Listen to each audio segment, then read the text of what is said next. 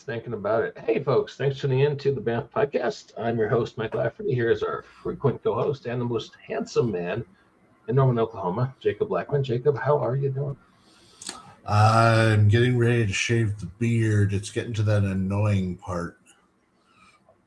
Still wintertime, though, right? Yeah, and we're about to get hit with the cold front, so we'll see how things go. I would think you keep the beard for the cold front, but that's just me. Hey, you know what time it is? I do.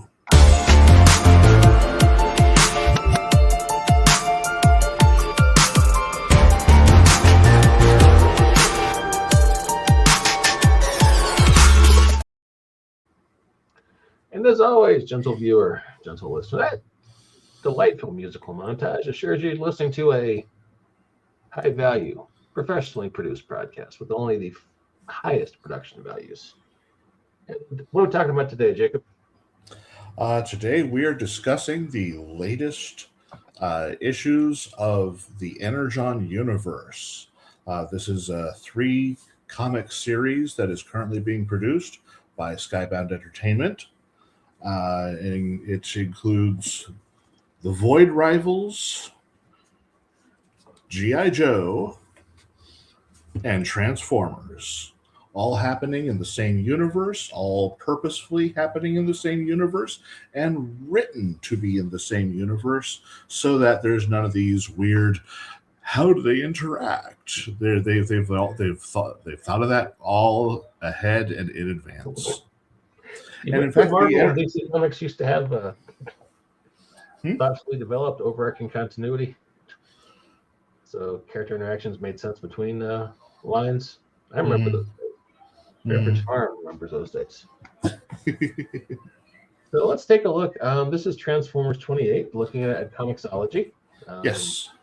We don't have any sponsors currently, but if if Comixology wanted to sponsor me, I would be open to that conversation.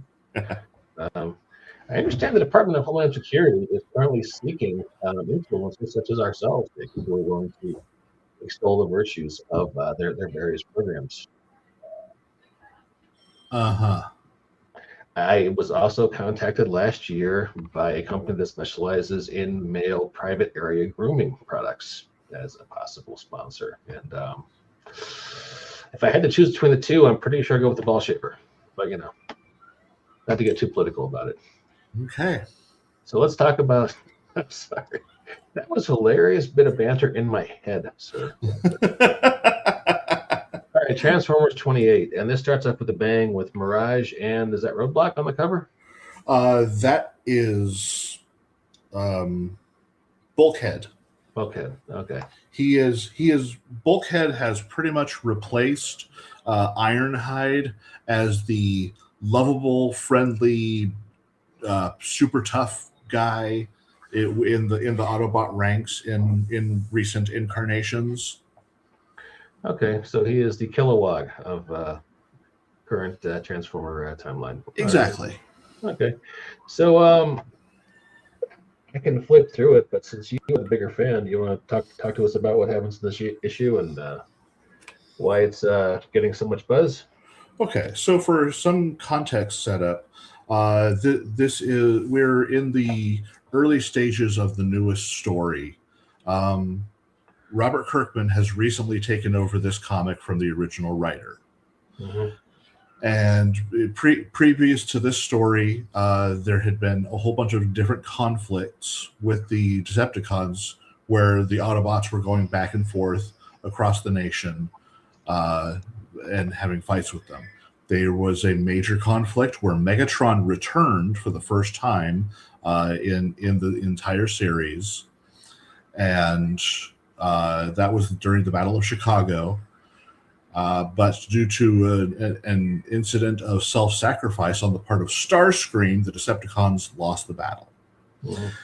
And so we're now at a point where the Autobots have some time to breathe. They've taken control of the Ark once again, and they're rallying their forces. Ultra Magnus, having suffered years of torture at the hands of Shockwave, is in the middle of training Arcee, to become the new Magnus, basically the new head general of the Autobots. Okay. Meanwhile, on the Autobots have made allies with General Flag, and while they were at the facility to meet with General Flag, we also learned that Flag was working with Miles Mayhem, who scanned the Transformers to finalize how they function, how they convert, and that was the final piece he needed for his secret project, which in this is revealed the mask weaponry. Because as you see here, he and then when Miles had the final stuff together, he revealed his true nature, that he was going to betray the government and use his weapons for his own benefit. And Flag had him arrested. In this issue, they are taking Miles Mayhem to to where he is going to be put into a big deep hole by the government. And not wanting to be put in a big deep hole, Miles activates his mask, which with a sound effect, so it sounds like the Transformers noise that they've been using. So there's some nice iconic link there. He gets his iconic helmet, blasts all the soldiers around him with acid, and then summons in, as you can see on this really cool 2-page spread, his iconic helicopter, Switchblade. And is he killing General Flag there? He has seriously injured General Flag here. He has killed several soldiers. All right, so this guy whose head keeps kicking off is not Flag. Yeah, it's just a generic soldier. Yeah. Okay. That's just a green shirt. But yeah, Miles Mayhem gets away, and as he is leaving, Flag is lamenting, "I think we backed the wrong guy. Someone get me Matt Tracker." Yeah. Okay, so connective scene here with a couple normal humans. This is Spike and his girlfriend Carly, who have been our primary humans throughout the series. Basically talking about how it's nice to be home after all the different things they've had to go through. And Spike has decided he is giving up on his plans of going to college so he can be an astronaut, because now that he's seen what's in space and it's kind of hostile, he's less inclined to want to go into space. And Carly is trying to convince him otherwise. Not, don't give up on your dream. It's not so bad. Some of the people, some of these aliens are good and want to help us. Okay. And Arcee. And then we get to the reveal of Arcee Magnus. And she is thoroughly changed, because she is now, as you can see, as tall as Prime and Ultra Magnus, whereas she had in previous issues, she had come up to about their chest, as tall as she was. But obviously, with the upgrades she's been given as the new Magnus, she has the new Magna armor and all that, and looks really awesome. Okay. So, and we get a scene of them talking about that. Then basically we get to look at them rallying the troops. So we get a current roster of everyone who is currently available. Sans one, who we'll find out as the comic progresses, which turns out to be Trailbreaker. And if you notice on the roster page, at the second to last panel there, yes, that is Thundercracker. How is Thundercracker hanging out with the Autobots? Thundercracker, over the course of this series, unlike any incarnation of Thundercracker that has usually been presented, is actually following the original Bob Budiansky profile of him. If you look at the Bob Budiansky profile that they gave him for the toys, Thundercracker is a Decepticon, but he is not really into the whole massacring of innocents. He thinks hurting innocent people is pointless and doesn't get into the wholesale slaughter. Now, the way he's been depicted, he's never really shown those traits. But this comic is keeping to that. And while all the other Decepticons, especially his buddy Skywarp, are taking delight in murdering humans just because they're smaller and weaker, Thundercracker there's no point to this. Just take the human stuff. They can't stop us, and let them go. And eventually it's come to a point where he's like, I can't do this. You know, shooting Autobots is one thing. They're at least on par with us. But all this wholesale slaughter of an innocent species, this is not our way. This is not honorable. I'm switching sides. Okay. There's a lot of people who are speculating that because one of the aerial bots was killed, that he is going to become the new missing piece of the aerial bot combiner, Superion. I can see that. We'll see what happens. Okay. So, spoiler for anyone watching this show. There's some violence about to come up. Yeah, there is. There is a guy in the chat just shouting out 6'7" at us. They must be 12 years old. Must be. Yeah. Hey, we can ban that person. Okay. So yeah. You know, I have to tell you, even my own 12-year-old tells me that 6'7" at their school is already like an old person thing. Like it's not cool anymore. So. The instant I heard it, I thought it was stupid, and basically anyone who chants it is an idiot.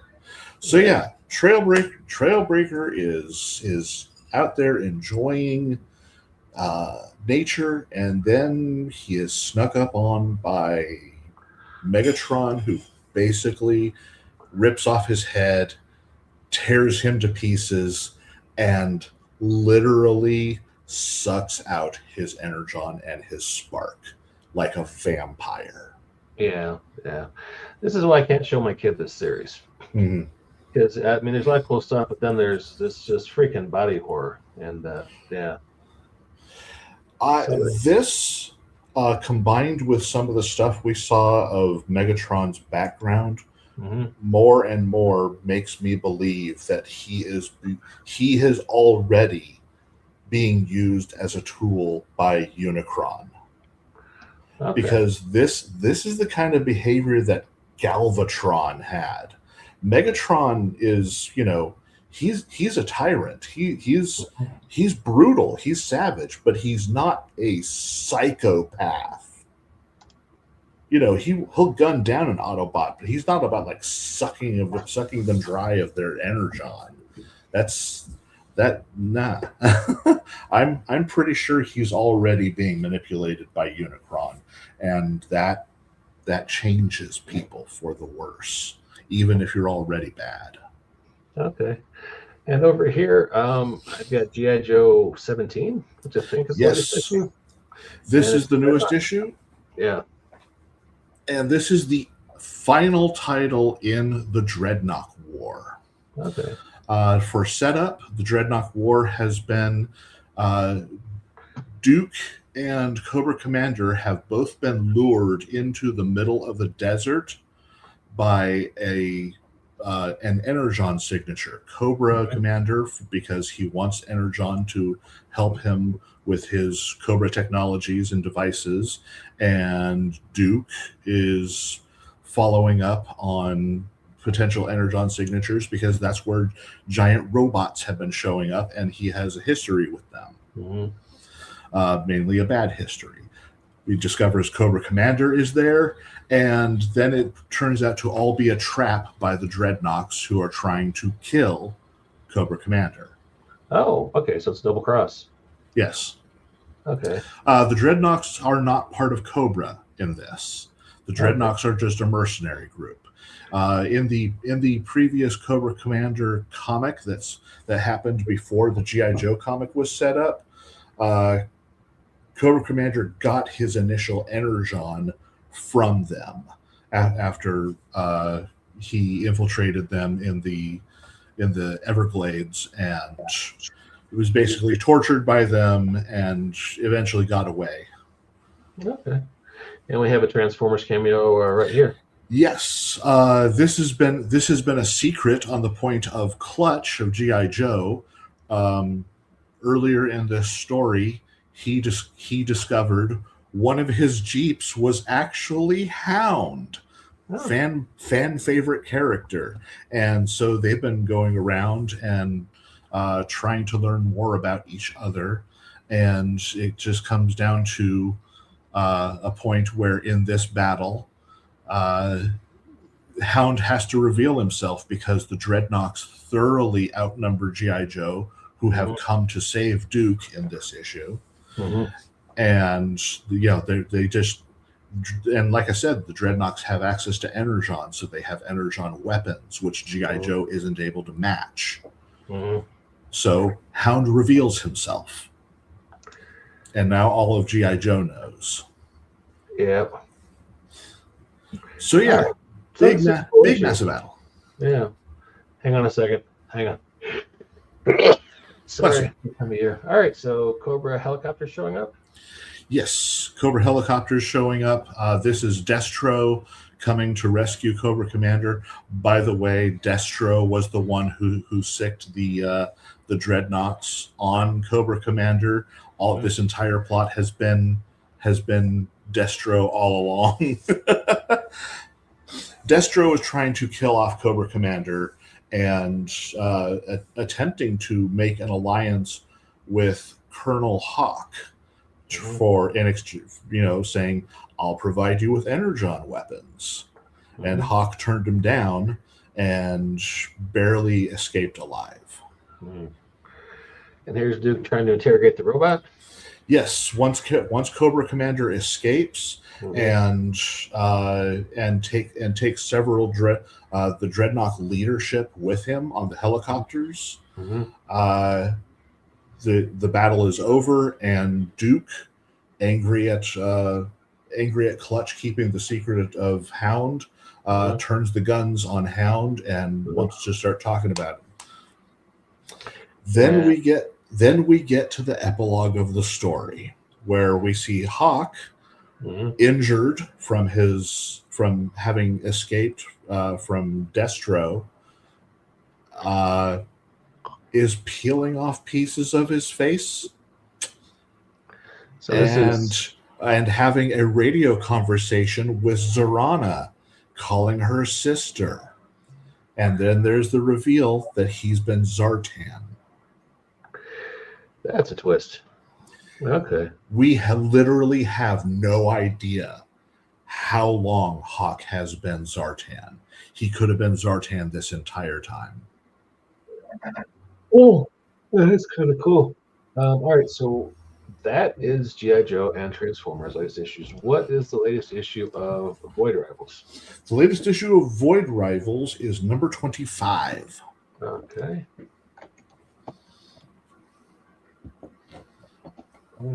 Now, there's less big reveals here when compared to these two issues, because the big reveals of Mask, General Mayhem, Switchblade, and Zartan, those were huge.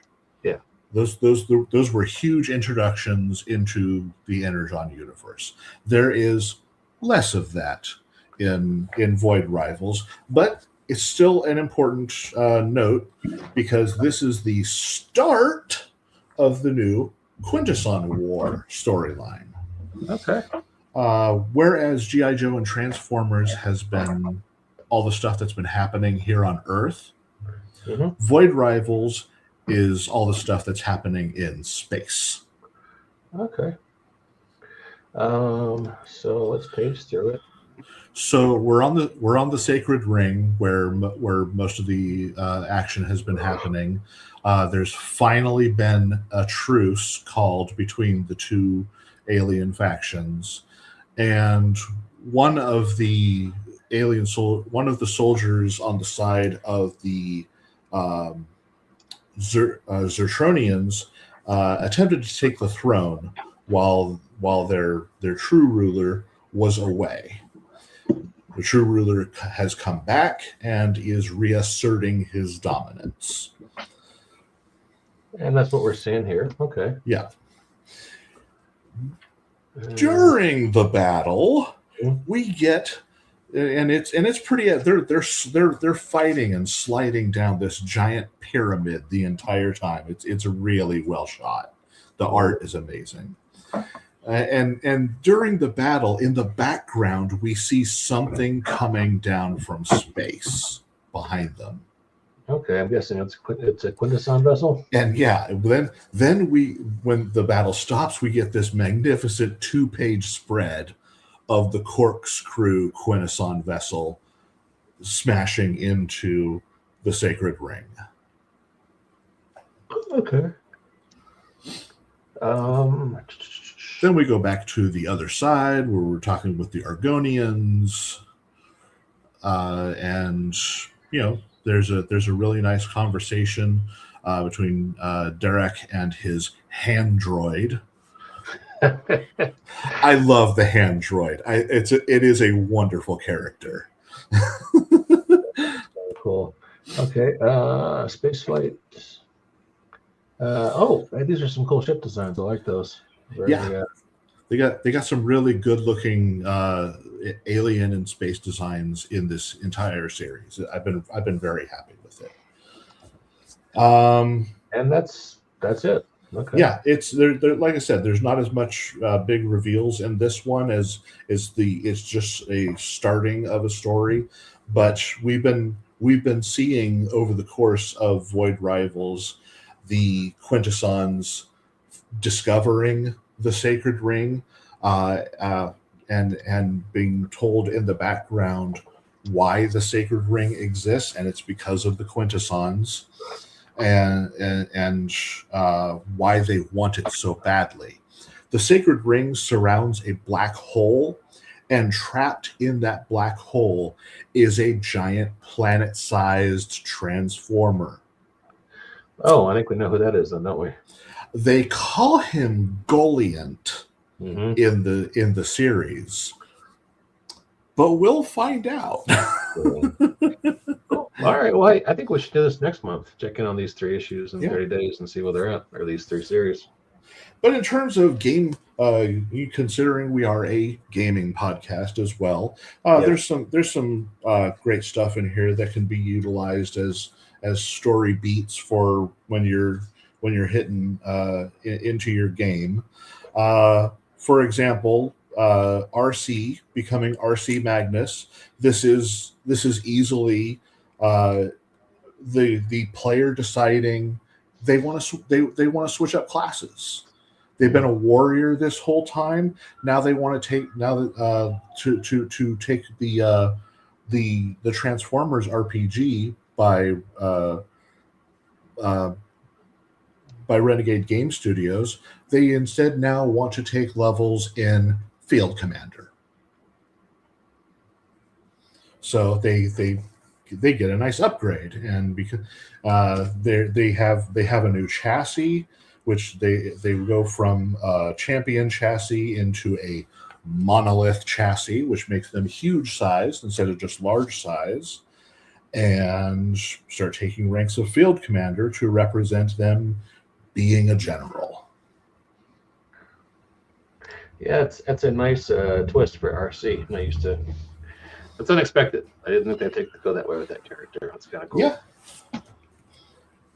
Okay. So you ready to call it a night, sir? Yeah, I can see us getting a stop there. There's got a nice review of everything. There was just some great beats in this, and yeah, the major reveals there of major characters, Miles Mayhem coming in. Obviously, he's being set up as the next new villain for the Transformers series, and that's going to have all sorts of implications of bringing in the rest of Mask. Mm-hmm. So I'm excited about that. Kirkman seems to have this thing about doing really, well, I guess gross out scenes. I'm thinking about the last issue of Walking Dead I ever read was when they kind of Negan for the first time, and he beat one of the characters down very graphically on panel with a baseball bat. Mm-hmm. I'm like, I understand he's trying to raise the stakes, but I feel like I just watched a snuff film, and I don't want to read this comic ever again. And looking at what they did to Trailbreaker in this issue, I'm like, Jesus Christ. I mean, there's a lot of cool stuff in that issue, but those last few pages, Jesus Christ, that was a lot.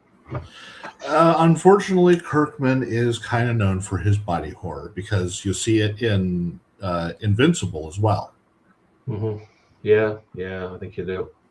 So, all right, well, let's talk about this in 30 days. Maybe we can think up a cute title for this series of episodes, Comics in Disguise, or something better. Fair enough. Thanks for checking us out, folks, and we will catch you tomorrow night. We're doing a show all about space dwarves. Yeah. I'll have to keep the beard for that. All right, guys, take care, and get next time on the Band Podcast. Bye. Good night, everybody.